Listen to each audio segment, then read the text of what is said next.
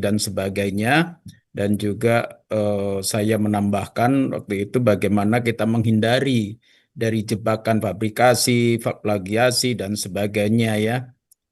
Nah, karena itu pada kesempatan ini, karena ini adalah mata kuliah publikasi, maka sebenarnya kami para dosen itu lebih mengawali pada sekian kali pertemuan dengan memberikan stimulus-stimulus gitu ya kepada Anda semua, dan selanjutnya adalah kita ingin ke depan gitu ya. Kita ingin, nah kalaupun ada persoalan mungkin hari ini gitu, kalau ada yang ingin didiskusikan berkaitan dengan publikasi saudara gitu ya. Nanti mungkin kita bisa membahas gitu. Sudah sampai di mana publikasi yang sudah ditulis atau sudah disubmit atau sudah mendapatkan apa namanya komentar dari reviewer ya. Waktu itu saya sudah memberikan contoh ya cara apa namanya memberikan komentar. Itu sudah saya share belum ya? Saya lupa saya. Sudah ya? Sepertinya sudah, Prof. Tapi tertimpa lebaran jadi agak lupa, Prof. Oh gitu. Ya, ya, ya. Nanti saya kirim ulang. Tapi kelihatannya apakah ada nggak di grup itu ya? Sudah saya kirim belum? Belum ya? Baru materinya saja ya? Iya, baru Baru materinya, Prof. Baru materinya. Oke, nanti contohnya akan saya berikan. Nah, karena itu sesungguhnya mungkin hari ini, kalaupun hari ini belum, mungkin nanti Prof Agus akan memberikan banyak motivasi dan sebagainya gitu. Mungkin ada hal-hal yang perlu disampaikan. Saya juga nanti akan memberikan beberapa contoh gitu ya. Dan ke depan nanti kita perlu mahasiswa S3 mempresentasikan rencana publikasinya gitu ya, yang nanti bagaimana kaitannya dengan dari publikasi ini, kan harapannya teman-teman menemukan ruang kosong gitu ya, ruang kosong dari sebuah eh, penelitian gitu, sehingga nanti akan menemukan sebuah novelty. Nah, itu yang harapannya ke sana dari mata kuliah publikasi ini. Harapannya kemarin literatur review paling tidak sudah mempublikasikan. Bagi yang belum, di sini kita perbaiki. Bagi yang sudah, itu bagaimana kita meningkatkan ke arah jurnal Scopus. Kalau kemarin masih Sinta, maka kita akan mengarahkan ke Scopus. Saya kira itu pengantar dari saya. Mungkin Prof. Agus ada yang disampaikan. Saya persilakan Prof. Agus. Nanti saya juga akan memberikan tambahan saja. Monggo, Prof. Agus, persilakan. Ya, terima kasih Prof. Sunyono. Saya hanya ingin mengingatkan saja ya, eh, kebetulan ada bimbingan saya yang memperoleh review ya dari eh, jurnal ya. Yang pertama yang paling menyakitkan memang ditolak mentah-mentah ya, itu. Itu yang eh, langsung memperoleh penolakan dari editor. Jadi yang pertama sekali harus diperhatikan itu scope, ya. Scope dari artikelnya, apakah masuk tidak gitu. Ya. Nah, jadi upayakan ya tentu yang scope-nya sama gitu, atau field of study-nya lah. Ini mengenai apa nih gitu, jurnal ini gitu ya. Itu yang pertama sekali, sehingga jangan sampai belum apa-apa kita submit itu sudah ditolak. Nah, biasanya kan langsung ya di setiap jurnal itu diawali di home-nya itu biasanya sudah field of study-nya apa gitu atau scope-nya apa gitu ya. Nah, itu perhatikan dengan cocokkan dengan artikel kita gitu ya. Kalau tidak sama jangan buang waktu gitu ya. Karena ada etika, kita tidak boleh submit artikel yang sama ke beberapa jurnal. Itu terlarang gitu ya. Jadi biasanya sudah ada di persyaratan ya di setiap jurnal itu bahwa itu tidak diizinkan gitu ya. Kita misalnya wah siap mana saja nih yang nyangkut gitu ya. Kemudian kita submit di jurnal A, di jurnal B, jurnal C itu eh, tidak apa melanggar etika ini, integritas akademik lah ya. Jadi perhatikan etika untuk eh, penulis ya, untuk autor itu. Jadi perhatikan juga scope ya. Kalau scope-nya masuk, nah baru kita eh, bisa submit gitu ke situ. Nah, kemudian di beberapa jurnal itu sudah di apa author guide ya, petunjuk untuk author untuk para penulis itu di beberapa jurnal sudah ditegaskan batasan penggunaan AI gitu. Karena saya juga mencoba gitu, ya, oh, gampang sekali nih kalau mengandalkan AI gitu, semua langsung jadi gitu ya gitu. Nah, itu yang harus hati-hati gitu ya. Ada batasannya gitu. Etikanya sampai mana gitu ya. Penggunaan itu diizinkan ya. Untuk menginspirasi sih nggak apa-apa gitu ya. Misalnya draft awal lah gitu ya. Ini mau dibawa kemana nih atau poin-poin penting yang harus muncul gitu ya. Tapi selanjutnya ya itu harus tulisan kita ya. Harus tulisan kita. Gitu. Jadi tidak ditabukan memanfaatkan teknologi untuk mempercepat ya, tapi kita harus periksa betul ya. Kadang-kadang ChatGPT juga bohong gitu ya. Dia masukkan daftar referensi gitu ya. Ataunya ketika kita cek di referensi itu tidak bicara itu.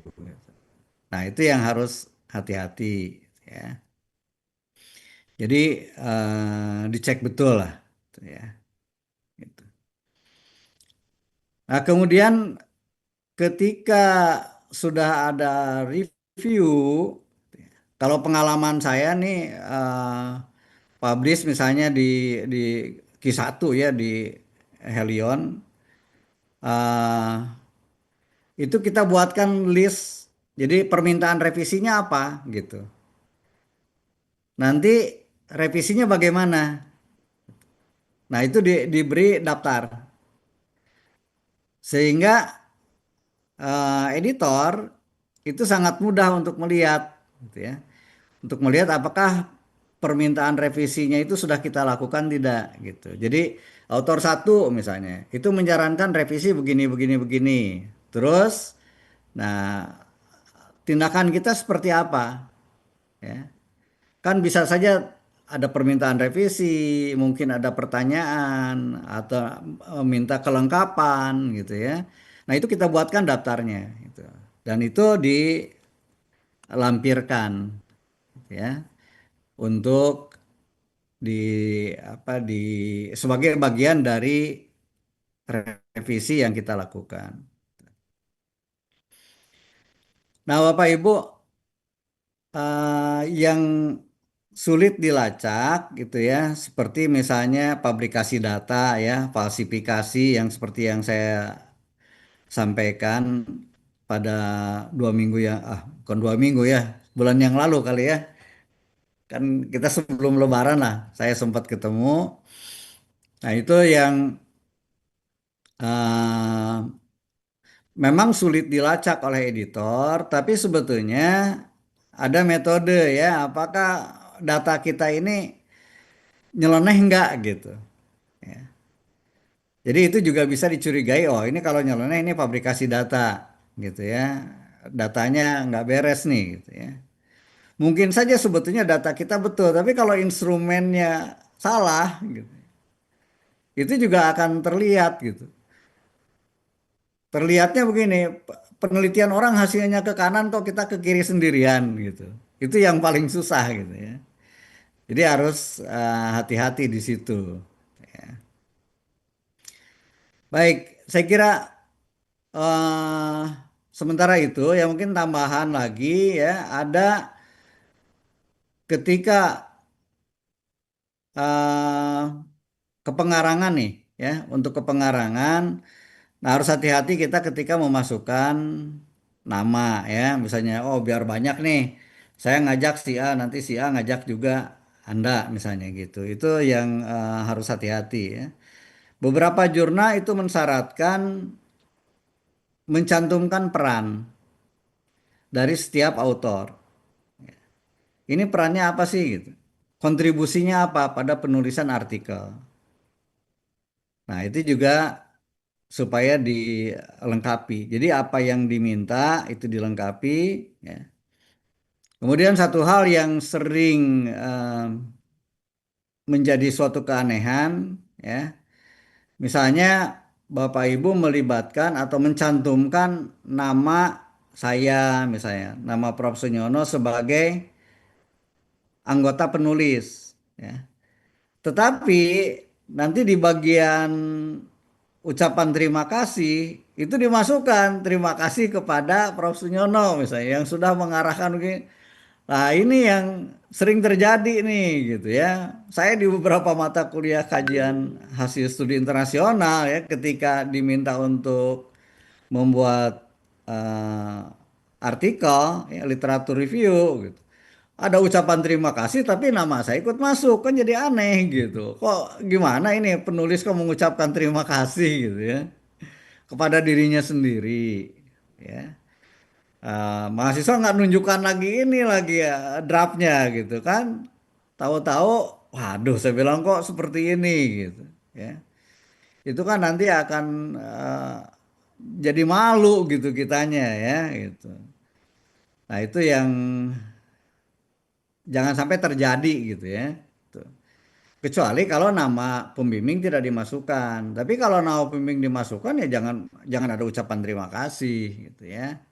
Mungkin ucapan terima kasih itu untuk validator gitu ya.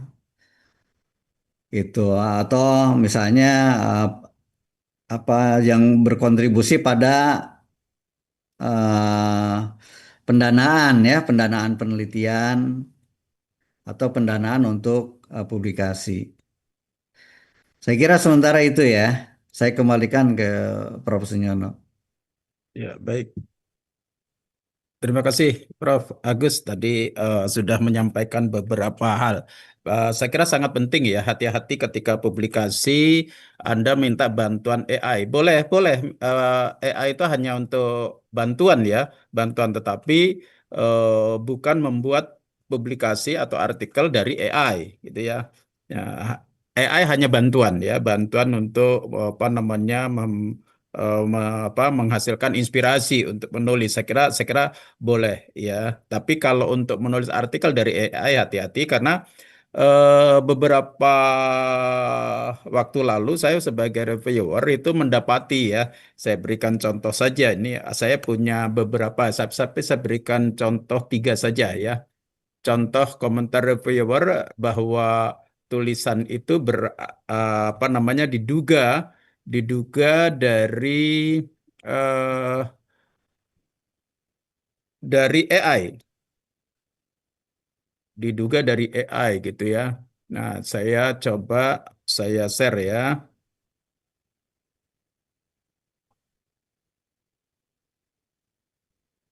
Ini hanya contoh saja ya. Mudah-mudahan nanti bisa eh, kalian perlu hati-hati gitu ya. Perlu hati-hati.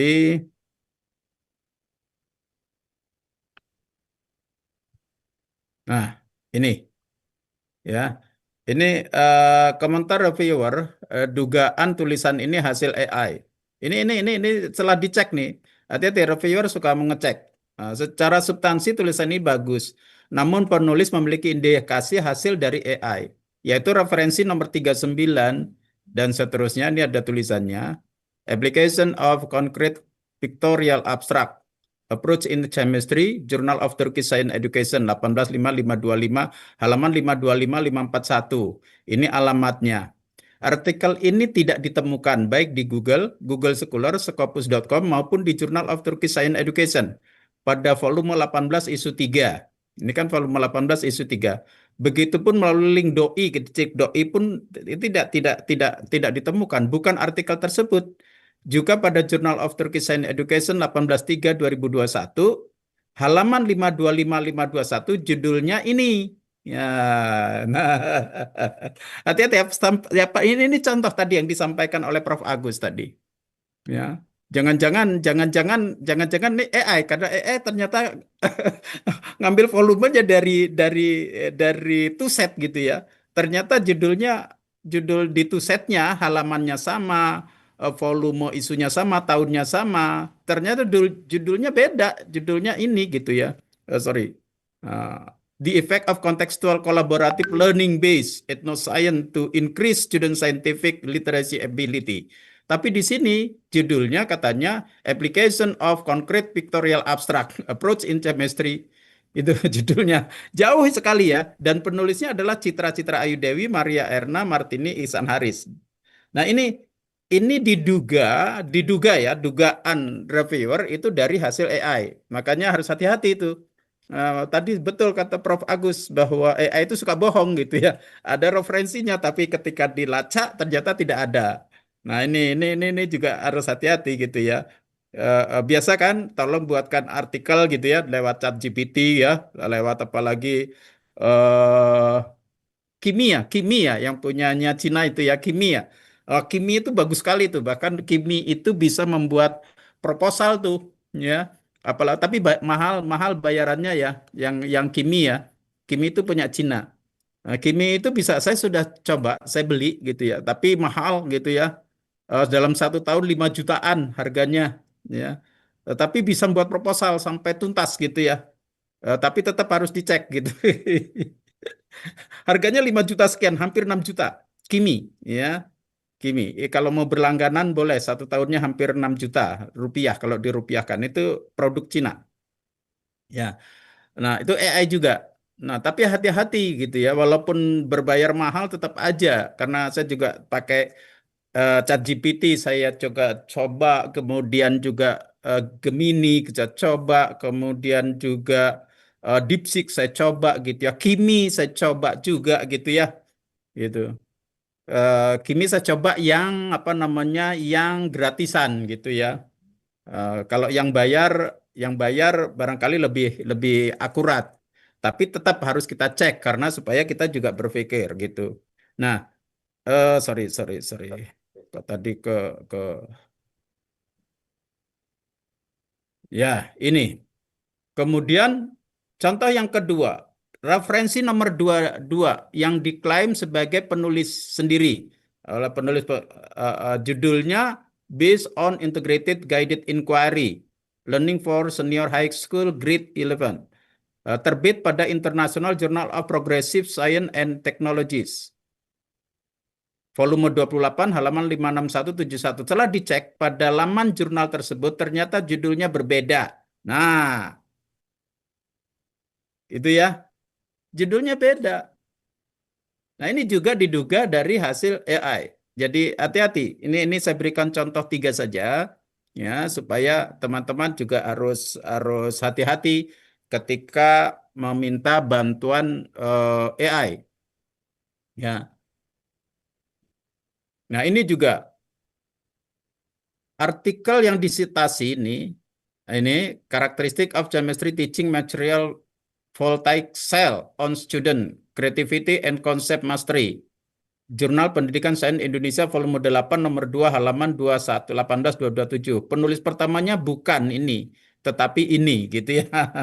Dan seterusnya terus-terusnya gitu ya. Artikel disitasi pembelajaran inquiry terbimbing berbasis praktikum pada topik pengukuran untuk meningkatkan pemahaman konsep keterampilan proses sains siswa SMP. Jurnal Science Education and Practice halaman 110 penulis pertamanya bukan, tetapi Marun dan seterusnya.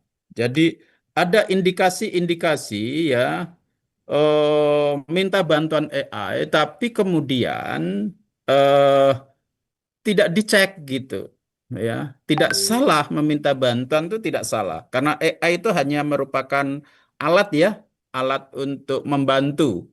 Jadi bukan bukan alat pesuruh yang kita mengandalkan tanpa kita berpikir gitu. Nah, ini yang mesti harus kita coba gitu. Nah, kemarin saya coba menawarkan gitu ya, karena setelah Sakabi itu saya dapatkan membaca dari sebuah literatur ya. Nah, kita harus cari dulu eh jurnal-jurnalnya ya. Kita harus cari dulu jurnal-jurnalnya. Bentar. Contoh ya, Ini kemarin kemarin nanti saya kirimkan ini ke ada 2 orang yang kemarin oke gitu. Saya berikan contoh. Nah, ini saya sudah kumpulkan pustakanya ini ya. Nah, ini pustakanya sudah banyak nih. Nah, ada pustakanya sudah banyak ya. Yang nanti tadi yang saya tawarkan nanti saya kirimkan semua ini. Ini jurnal-jurnal terbaru ya.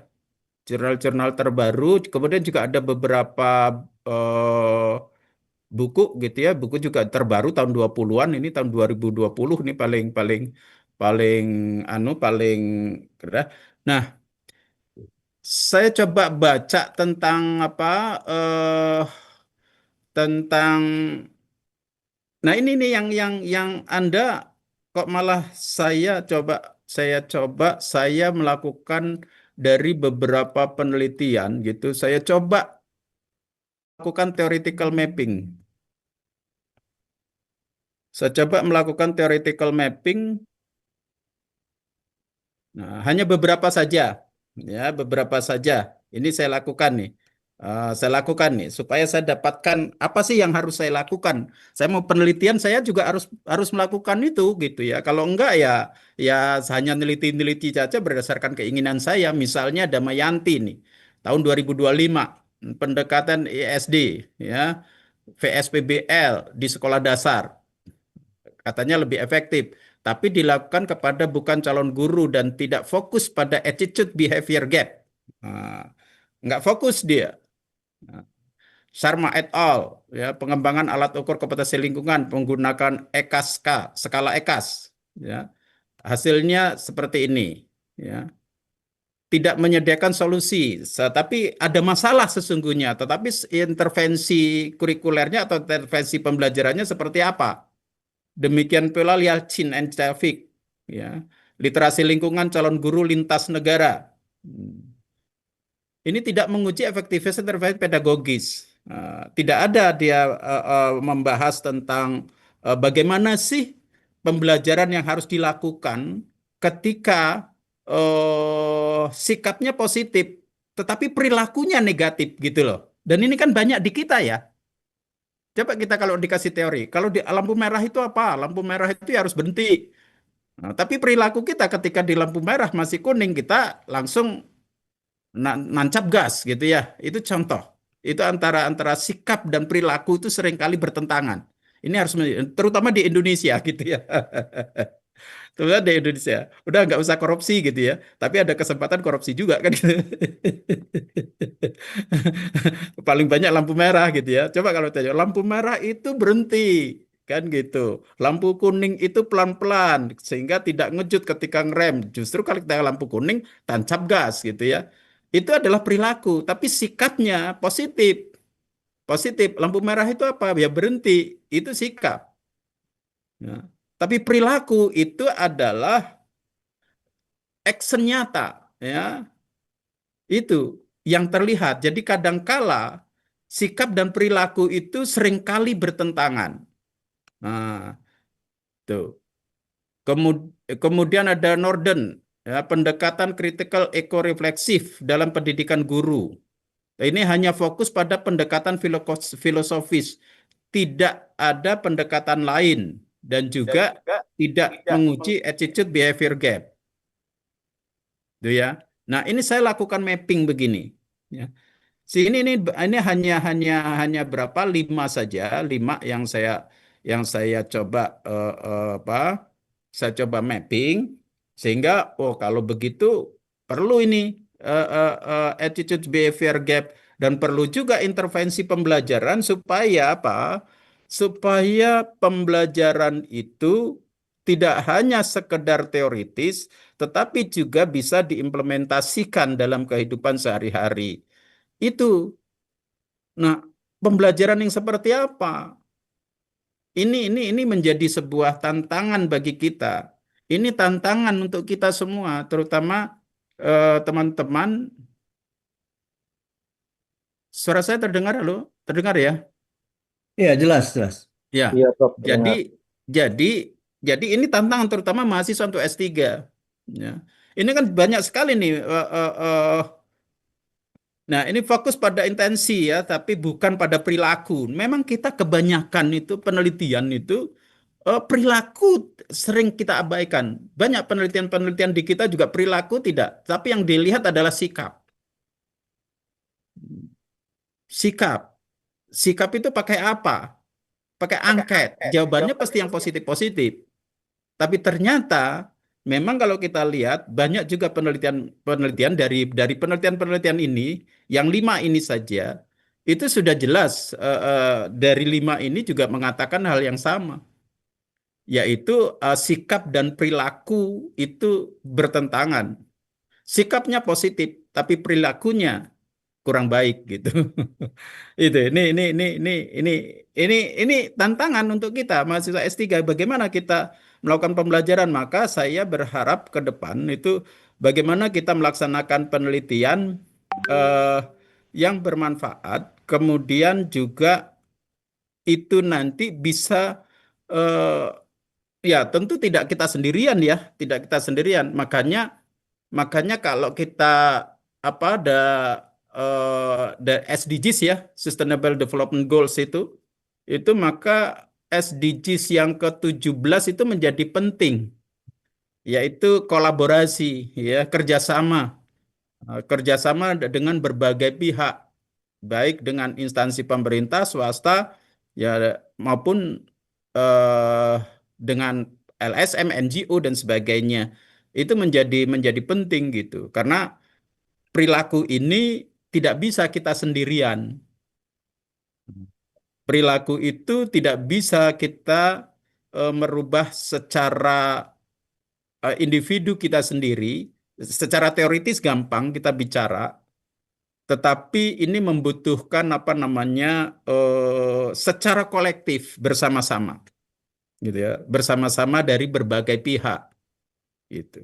Ini yang perlu menjadi perhatian gitu ya. Dan dan ini kalau kita lihat, nah makanya kita coba ya. Makanya apa kebaruannya? Tentu spesifisitas intervensi itu kebaruannya. Ya. Ini melengkapi ya yang sudah ada dan juga mengisi kekosongan yang tadi. Ya. Nah, ada ruang kosong yang saya harapkan kemarin ketika literatur review Anda itu sudah punya ini, ya.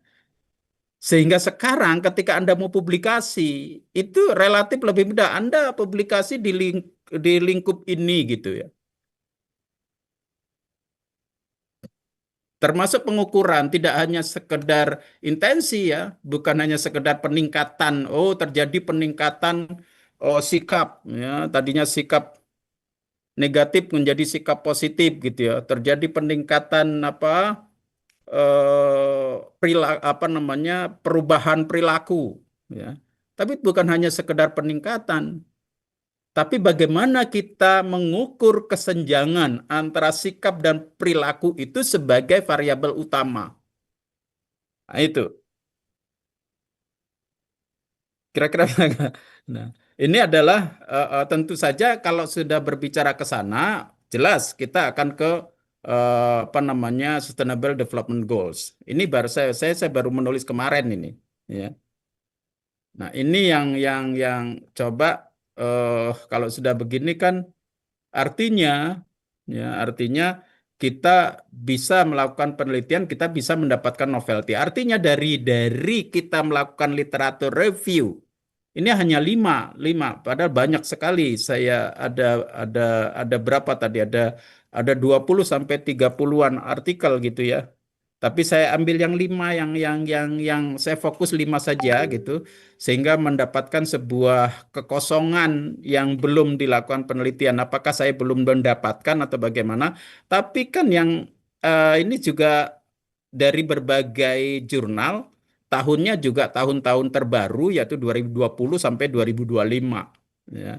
Itu belum banyak yang mengkaji intervensi di dalam proses pembelajaran untuk attitude behavior gap ya, terutama terkait dengan kesadaran lingkungan. Nah, ini hanya hanya anu aja ya, hanya memberikan contoh supaya teman-teman juga juga bisa bisa fokus ya, bisa fokus ya.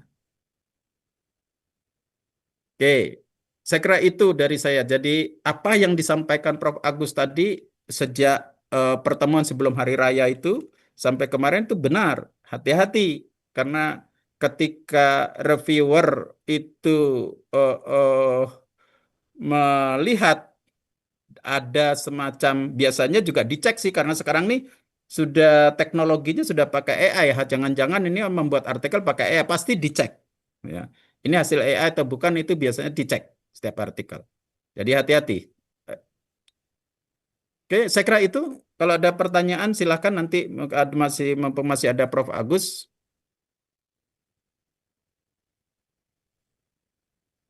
kita diskusi atau Anda punya frame untuk ke depan seperti apa, nulisnya seperti apa, biar di sini direview oleh Prof. Agus gitu. Silakan. Gantian ini biar biar dia bukan bukan dosen yang bicara, gantian mahasiswa sekarang yang berbicara. Ayo, Prof izin teman-teman siap. yang sudah Ya, coba sepertinya Bu Nova ya. ya Bu Bu Nova, Nova silakan Bu sama Nova. Pak Fikri. Coba dibagi sharekan Bu Nova ya kemarin Bu Nova. Ya, ya silakan di-share. Ini Bu ada Nova, Prof. Agus Pak biar Fikri, direview. silakan.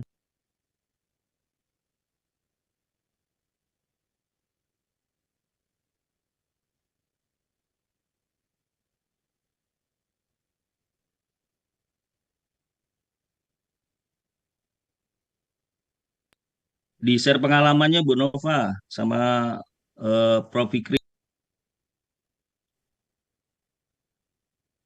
Ada Bu Nova? Iya, Bu Prof. Novalia, silakan Bu. Eh, kalau pengalaman sih, Prof, kemarin saya coba ke beberapa jurnal, Prof. Ya, Tapi memang ya mungkin tadi kesalahan pertama sih yang saya lakukan gitu ya, yang disebutkan dengan Prof Agus tadi, karena mungkin skupnya yang tidak sesuai gitu. Karena ya. saya memang dan artikel yang saya submit kemarin memang baru penelitian pendahuluan, jadi masih literatur review gitu. Nah, di sini kayaknya kurang kurang tajam dalam menganalisisnya karena memang saya menggunakan program gitu. Jadi memang belum membaca detail keseluruhan artikel itu gitu. Jadi saya Ya. memang masih mengandalkan kekuatan program. Saya menggunakan program R dengan Biblioshiny. Nah, jadi Mm-mm. seperti itu sih Prof. Jadi eh, masih ditolak dan ini masih mau dicoba kembali gitu untuk melakukan analisis di pembahasan yang lebih dalam gitu. Dan Kalau ternyata hmm, ya Bu Nova, kalau bisa di-share sekalian nanti di review ini mumpung ada Prof. Agus, di-share artikelnya. oh, ini udah lama Lebaran jadi Prof nanti butuh waktu untuk mencari. Oh, tidak ada di laptop Lu ya? ada di laptop Prof, cuma eh, lupa saya naruhnya Prof. Udah ketimpa merendang gitu Prof. Iya, Tapi jangan-jangan nanti nulisnya ada tulisan rendang lagi iya, gitu. mungkin saya butuh waktu. Mungkin Pak Fikri dulu Prof ini Prof. Oh Saya butuh iya, waktu untuk iya, mencarinya Prof. iya, iya baik. Jadi ya betul apa tadi yang disampaikan Prof. Agus ya itu tolong dicermati dengan baik. Jadi sebelum submit baca betul scoop dari jurnal itu, gitu ya. Terutama template-nya juga harus kita pakai gitu. Jangan Ya. sampai tidak. Bila perlu dari template itu copy paste saja dihapus tulisan apa timpa tulisan kita gitu. Itu akan lebih lebih bagus begitu template-nya, gitu ya. Pak Fikri supaya nanti bisa dikomentari. Ya, Kalau terima kasih. kalau ada pengalamannya kemarin ditolak atau seperti apa atau ada reviewer, terus nanti coba artikelnya di-share gitu. Ya, Silakan Pak terima Fikri. kasih Prof. Agus, Prof. Nyono, dan rekan-rekan semua. Ini sesungguhnya saya memang tidak bawa laptop ini, Prof. Masih di Kota Agung Oh, di kampung, sehingga saya pakai apa namanya pakai tablet ini. Tapi saya share oke. sedikit, Prof. Pengalaman Iya, kemarin. Tapi sebenarnya saya kemarin itu memang karena deadline juga, Prof. Sehingga ya itu kita nggak teliti baca scope, pede aja karena memang pernah publikasi di situ. Tetapi ditolak yang Prof. Agus bilang tadi, ditolak mentah-mentah itu memang sakitnya tuh di sini gitu kan. Padahal itu kekeliruan kita sebagai author tidak cermat membaca, sehingga belum ada proses review dan lain-lain. Nah, Mm-mm. ini karena yang Prof. Agus juga bilang, saya menanggapi soal etik ya dalam publikasi, karena memang tidak boleh disubmit berbarengan, karena kan etik publikasinya seperti itu. Jadi saya memberanikan diri untuk ketika ditolak, mencoba untuk publikasi ulang gitu, submit ulang, Prof. Ya. Tapi ini barusan saya buka di akun, belum ada review sama sekali. Sudah sekitar hampir 3 minggu, hampir 1 bulan ini saya submit, Prof. Mm-mm. Mungkin itu pengalamannya, Prof. Kurang dalam karena memang saya coba cek barusan belum ada proses balasan reviewnya, Prof. Oke. Mungkin gini, Prof. Ada teman-teman atau rekan-rekan yang mungkin sudah mendapatkan LOA atau memang masih dalam proses review, sehingga itu kayaknya yang bisa kita jadikan referensi pengalaman juga, Prof. Oke, Yang baik. saya dengar Mas Adi lagi proses review tuh, Mas Adi. Kayaknya sudah 2 atau 3 kali ya, Mas Adi ya. Ada balasan dari pengelola ya, dari editor dan reviewernya. Oh iya, iya. Eh, Ya silakan. belum Tadi. Mm. belum bisa dibilang begitu juga, Prof, karena saya baru dapat email bahwa eh, sepertinya layak dipublikasikan gitu. Tapi sampai hari ini saya belum dapat hasil reviewnya, mungkin ya karena terpotong libur Lebaran dan lain-lain. Tapi belum ada. Mm. Jadi mungkin minggu depan baru saya follow up ke editornya. Saya khawatirnya memang karena libur. Oke, oke, Tapi oke. itu sudah saya submit dari Desember, baru ada balasan itu sekitar bulan Februari, dan sampai hari ini Ya, Pak Dekan. hasil Ya, ya, review. Pak Dekan, Oke. ya. Ya, itu apa namanya ke Ya, sama-sama, saya yang mohon maaf. jurnalnya Sinta 2, jurnal eh Scopus atau Sinta? Sinta 2, Prof. Oh, Sinta 2. Oke. Iya. Ada yang sudah mencoba ke Scopus? Ada?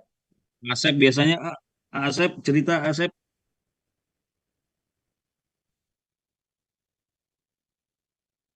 Silakan.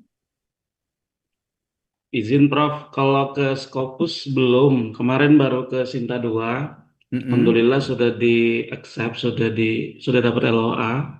Oke. Itu hasil dari mata kuliah itu literatur review, Prof. Jadi Iya, untuk iya.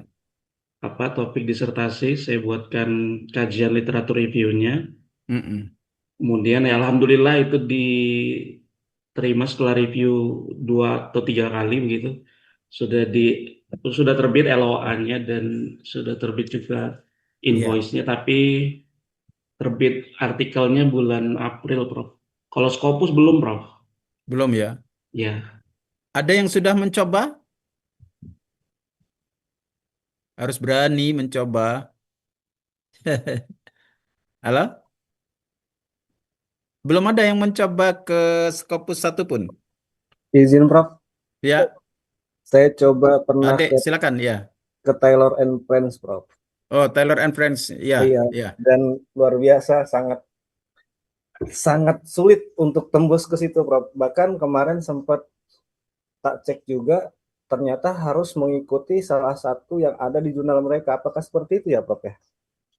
Ya paling ya kalau memang ada di sana ada ketentuan seperti itu harus diikuti. Makanya dibaca betul eh dari webnya jurnal itu harus dibaca betul apa sih keinginan mereka gitu ya. Karena kan kita ingin menerbitkan ke jurnal tersebut, ya kita harus mengikuti aturan mereka gitu. Iya, Prof. Siap, Prof. Ya. Kalau boleh dicoba ditampilkan supaya nanti ini mumpung ada Prof Agus supaya nanti lebih Bentar, Prof. triknya sampai di mana nanti biar di review ya direview dulu oleh kita gitu ya, sehingga nanti akan membantu Pak Ade gitu. Siap, Prof. Ntar Prof, saya buka Ya, dulu, Prof. ya, Karena ya. sudah lama ini, Prof, saya Oke, submit, cuman ya, ditolak. ya. Prof. Bisa ya, Sunyono, Siap, Prof. Agus. saya mohon izin ini jam 10 saya kuliah Oh, jam 10 ada kuliah ya? online ya. Nah, Prof. Iya. Agus sudah pamit tadi nggak ditayangkan. Biar, oke, nggak apa-apa. Nanti Ya, tadi mungkin saya share ya, ini ke grup ya. ya Saya share siap. ke grup screenshot dari suatu jurnal, walaupun tidak Scopus gitu ya. Ya, Tapi jurnal itu tidak Scopus aja udah hati-hati. Ini mengenai generative AI policy. ya, Jadi batasan mana yang boleh, mana yang tidak gitu. Itu ya, dari suatu jurnal. Sudah saya share ke teman-teman di grup ini ya. iya. Kalau nggak salah itu Scopus tapi belum ada key-nya, Prof. Oh gitu ya. Iya, Iya, itu iya. International Journal of Ah, Methodology itu Scopus tapi masih baru 1 tahun, hampir 2 tahun ya. iya. Jadi Iya, dia juga sudah hati-hati sampai memunculkan ini gitu ya. iya, Eh, iya, kebijakannya sampai mana gitu. Nah, iya, itu harus betul. diperhatikan. Iya, betul, Prof. Agus. Iya. Jadi saya mohon maaf ya, saya Siap, pamit Prof. dulu Agus. udah Mungkin janji nanti dengan Pak mahasiswa Ade biar S2. minggu depan ditampilkan lagi ya Pak Ade ya. Di-share lagi supaya nanti dapat Siap, Prof. review dari Prof. Agus, dari Prof. Hasan Hariri sehingga supaya makin mantap. Terima kasih Iya, Prof. iya. Agus. Siap, Prof. Sampai Jadi ketemu saya minggu setuju ke depan. depan gantian dari ini ya Bapak Ibu ya. Ya, betul. Untuk menampilkan ya sebetulnya ada best best practice, ada bad practice mungkin ya. Ya, Gitu ya, praktek baiknya ini pengalaman buruk, pengalaman baik gitu kan. Berarti kalau pengalaman buruk, nah itu hal-hal yang bermanfaat sih untuk kita gitu. Oh kalau begini ternyata langsung ditolak mentah-mentah, kalau nggak lihat scope belum apa-apa sudah ditolak gitu ya. Tapi ada juga yang begini Bapak Ibu, suruh revisi revisi revisi ujungnya ditolak. Nah itu yang lebih sakit itu ya. Itu juga harus hati-hati gitu. Karena kita tidak menuruti betul. keinginan dari autor, Iya. dari ini, dari reviewer gitu. Itu yang saya alami dulu, Prof. Nah, itu 2 kali perbaikan ternyata itu terakhir rejected 1 tahun setengah. lebih sakit daripada kalau ditolak langsung agak mending lah gitu Agak ya. Kita mending, belum iya. berjuang. Ini kita sudah berjuang, sudah mencoba gitu memperbaiki, ujungnya masih tetap ditolak gitu. Itu yang saya sampaikan tadi sangat penting untuk membuat list. Jadi bukan hanya revisi, kumpulkan lagi filenya. Tetapi kita buatkan listnya. Ini saran dari reviewer. Terus revisi kita mana tunjukkan gitu. Sehingga reviewer merasa dihargai gitu kan. Oh iya ini Mm-mm. sudah ada revisinya gitu. Itu mungkin perlu diperhatikan itu ya ketika sudah memperoleh respon. Tapi kalau belum apa-apa ditolak ya itu aja pelajari betul skupnya.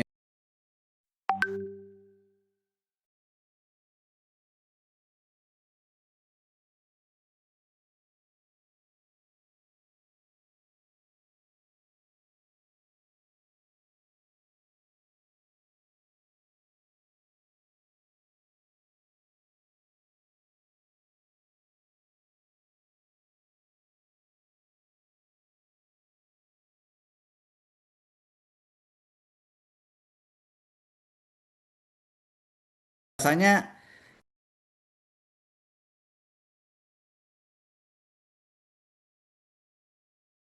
seperti itu gitu ya.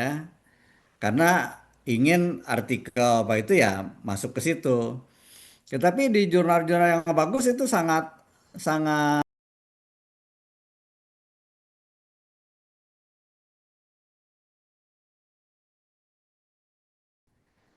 gitu. Nah, kadang-kadang juga misalnya dia sudah menentukan untuk topik terbitan yang ini dia apa gitu, stressingnya. Nah, itu jadi perhatikan betul gitu ya, pengumumannya apa di situ ya. Di samping scope juga mungkin ada announcement gitu ya, bahwa dia Mm-mm. untuk yang akan datang itu lebih menerima misalnya mengenai apa gitu. Saya kira itu, saya mohon pamit dulu ya Ya, untuk terima kasih kuliah. Prof. Agus. Makasih Nah, banyak, Prof. Agus. Ya, Terima makasih. kasih, Prof. Ya. ya. Assalamualaikum warahmatullahi wabarakatuh. Waalaikumsalam Waalaikumsalam warahmatullahi warahmatullahi wabarakatuh. wabarakatuh. Waalaikumsalam. Ya, ada yang ingin disampaikan?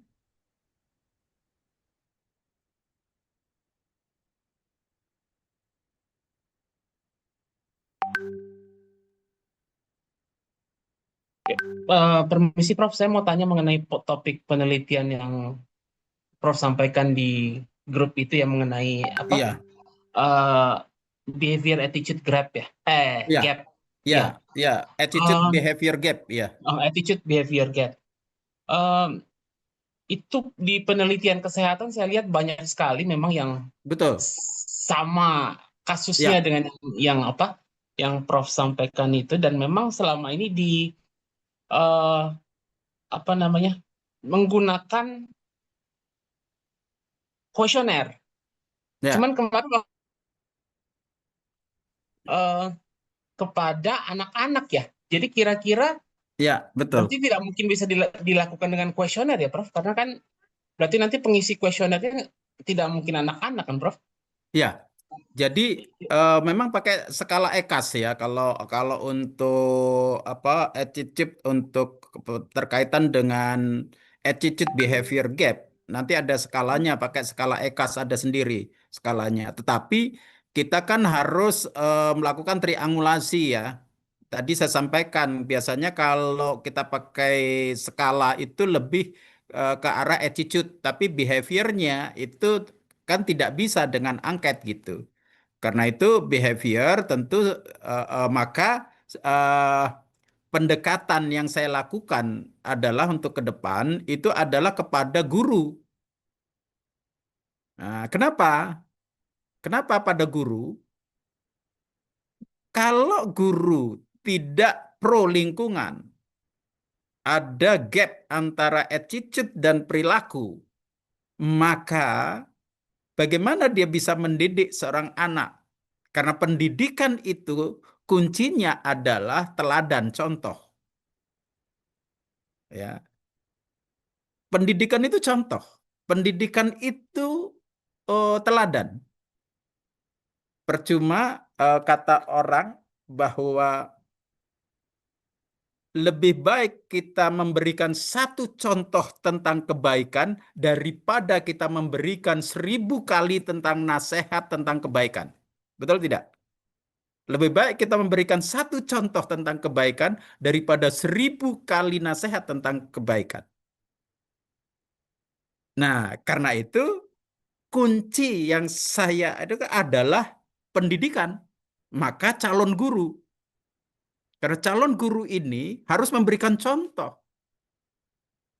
Bagaimana guru dalam kehidupan sehari-hari, guru perilaku di sekolah dan sebagainya. Maka konteks attitude behavior gap ini kan luas. Maka saya batasi kepada kesadaran lingkungan atau environmental awareness. Nah, dan pro lingkungan dulu. Contoh paling gampang. Banyak di kita. Jelas di situ ada jalan, ada taman. Di situ rumput ditanami, rumput Jepang atau rumput apapun gitu ya, tanami. Sudah ada jalannya, tapi kita nggak mau melewati jalan itu, mau terabas, nginjak rumput itu. Itu kan tidak pro lingkungan. Tapi kalau kita semua guru, katakanlah kita yang orang dewasa itu, kita coba ke jalan melingkar, paling-paling hanya sekitar ya paling jauh 10 meter gitu ya. Terus kita melalui jalan yang memang sudah dibuatkan jalan, tidak nerabas rumput yang ditanam, taman. Saya yakin anak-anak akan meniru, betul tidak? Nah, ini ini hal yang contoh gampang. Sekarang di rumah Pak Ade. Sekarang Pak Ade sudah punya anak. Terus sekarang kemarin Lebaran, minumannya botol plastik betul, atau aqua atau gelas ya. Nah, Iya. berapa banyak orang yang diberi minuman itu ketika minum dihabiskan? Hmm. Nah, Ya, ini banyak perilaku kan ditinggal. harusnya dihabiskan. Kalau tidak dihabiskan, kasihan tuan rumah, betul kan? Nah, Iya. ini contoh kecil loh, contoh kecil. Nah, kayak yang begini ini kan harus kita nggak bisa perlu juga menyampaikan secara verbal, tetapi juga kita memberikan contoh. Bahkan ketika kita mengajar mestinya ketika kita ngajar kita bawa air minum, ya kita bawa air minum, kita minum lalu kita habiskan botolnya langsung kita apa namanya kita gercek gitu ya, langsung masukkan tas, kasih taruh di kotak sampah. Jangan botol bulat yang dimasukkan ke sampah.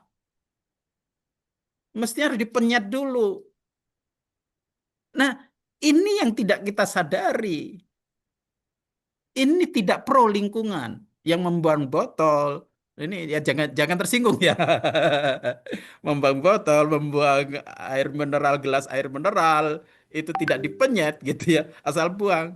Coba kalau dipenyet, satu wadah itu sudah berapa ratus botol. Tapi kalau tidak dipenyet paling hanya berapa puluh, betul kan? Ini Iya, salah betul, satu Prof. contoh pro lingkungan yang Minggu saya depan kita amati. contohkan, Prof, di kelas, Prof. Nah iya.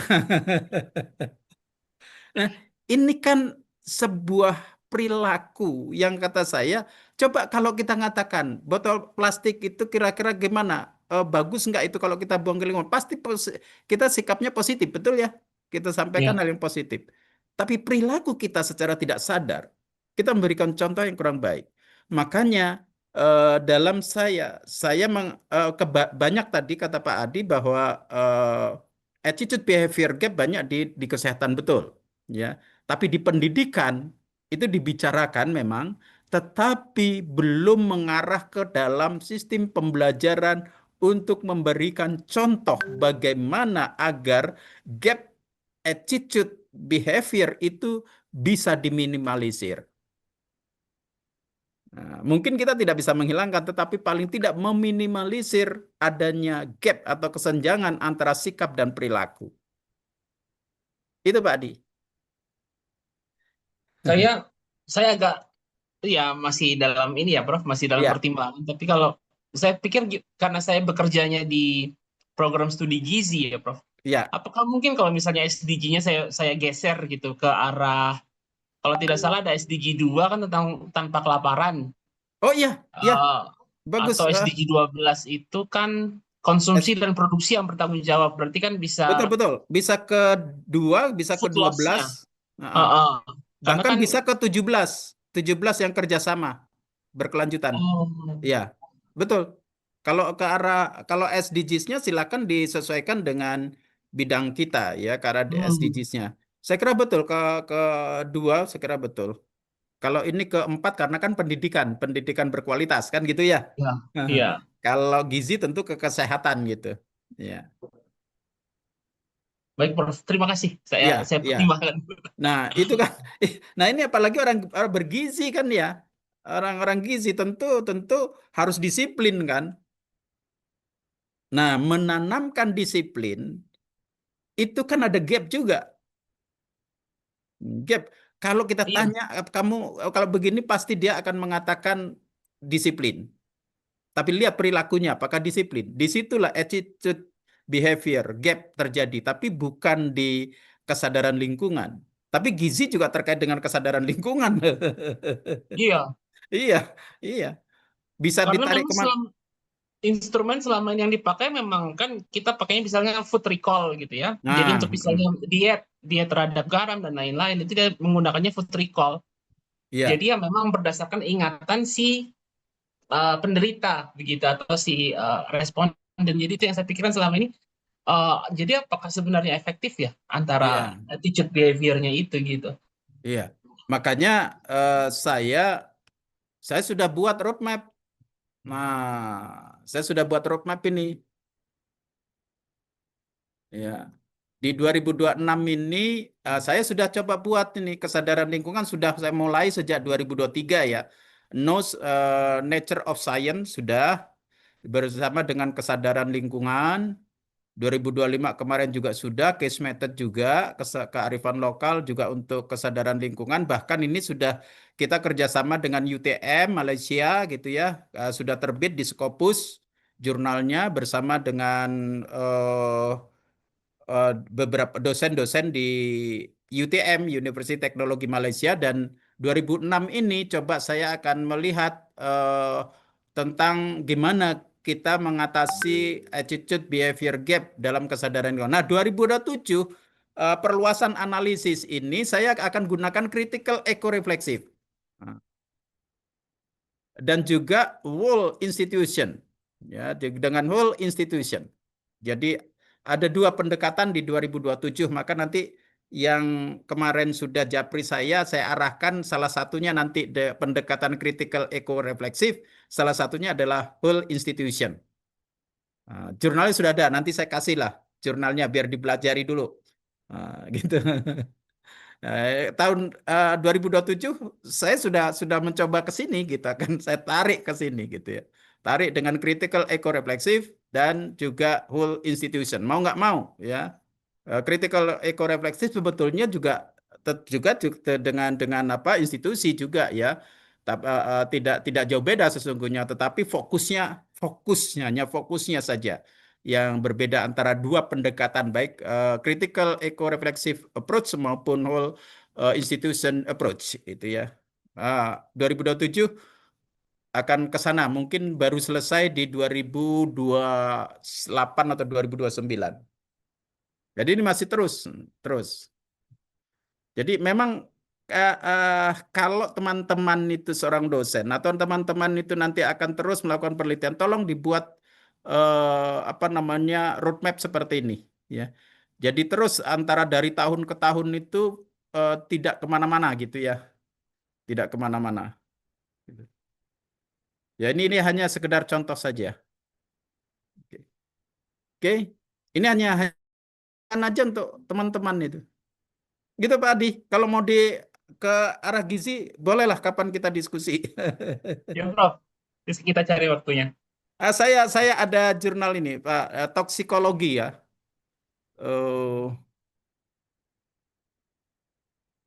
Toksikologi. Bentar.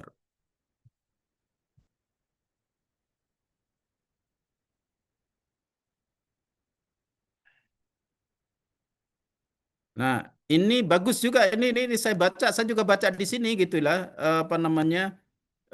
Inspirasi. Nah,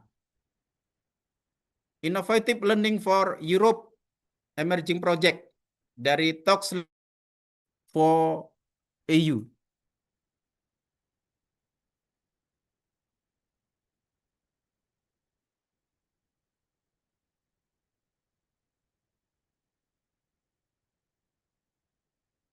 Ya, ini saya baca ini kok lah cukup lumayan juga, menarik juga.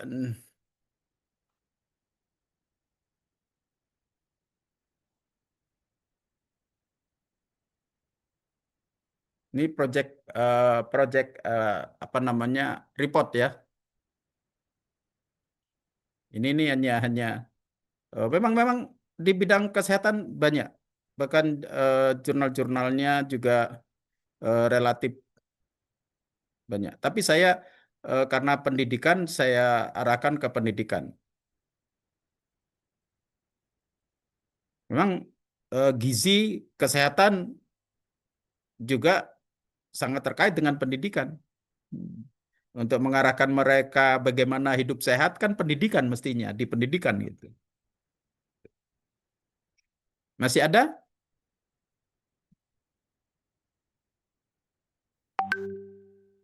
Cukup, Prof. Disimpulkan, Prof. Ya,